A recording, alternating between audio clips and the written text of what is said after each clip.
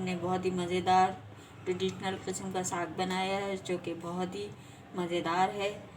سرسوں کا ساگ بنانے کے لیے ہمیں 1 کپ دال کی ضرورت ہوگی جو کہ ماش کی کالی دال ہے۔ 1 کلو ہم نے سرسوں کا ساگ لیا ہے، اس کو پہلے ہم دھوئیں گے اور اس کے بعد کاٹیں گے۔ پالک ہے ہمارے پاس اور آدھا کلو بتوا ہے جو کہ بالکل فریش ہے۔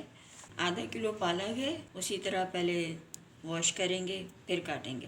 دال پریشر کوک کریں گے، اس میں ہم 2 کپ پانی ڈالیں گے اور اس کو گلا لیں گے اچھے سے، باقی اس میں بعد میں سبزی شامل کریں گے۔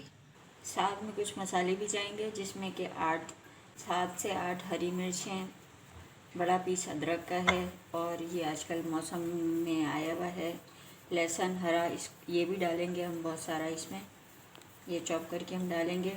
اور یہ 12-15 ہمارے پاس جوا مرچ ہم اس میں یہ بھی شامل کریں گے۔ سبزیاں زیادہ ہیں تو ہم اس کو پریشر کوک کر رہے ہیں کیونکہ ہماری مٹی کی ہنڈیا میں نہیں آئیں گی یہ، اور لیکن ساگ جو ہے وہ مٹی کی ہنڈیا میں بہت مزیدار بنتا ہے۔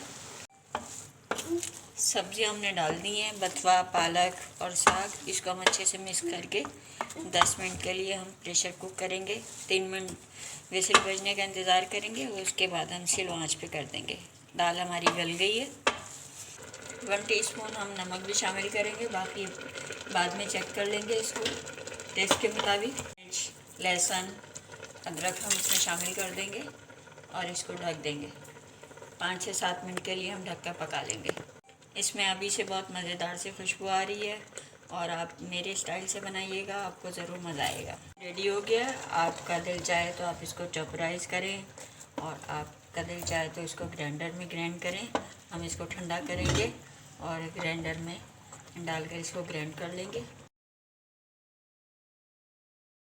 کھانے کے چمچ ہم اس میں بیسن روسٹ کر کے ڈالیں گے۔ بیسن جلانا نہیں ہے، ہمیں بالکل ہلکی آنچ پر اس کو روسٹ کرنا ہے تاکہ اس کا کچا پن نکل جائے، اور ہم اس کو ساگ میں شامل کریں گے۔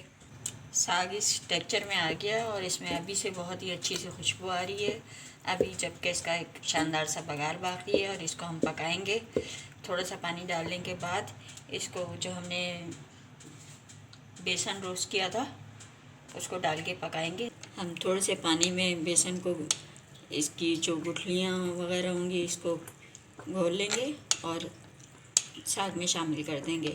بیسن کے لمس دور ہو گئے، اب اس میں ہم آہستہ آہستہ کر کے بیسن شامل کریں گے اور مکس کر لیں گے اور اس کو تقریباً 1-1.5 گھنٹہ سلو آنچ پہ پکائیں گے تاکہ ہماری سبزی میں بیسن بھی اچھے سے پک جائے۔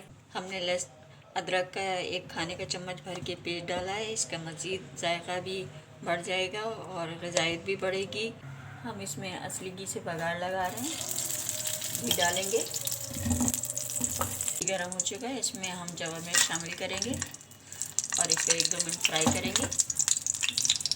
ہم نے لہسن کے جوے چاپ کر کے ڈال دی، اس کو بھی فرائی کریں گے، گولڈن فرائی کریں گے اور پھر ایک اچھا سا بگار لگا دیں گے۔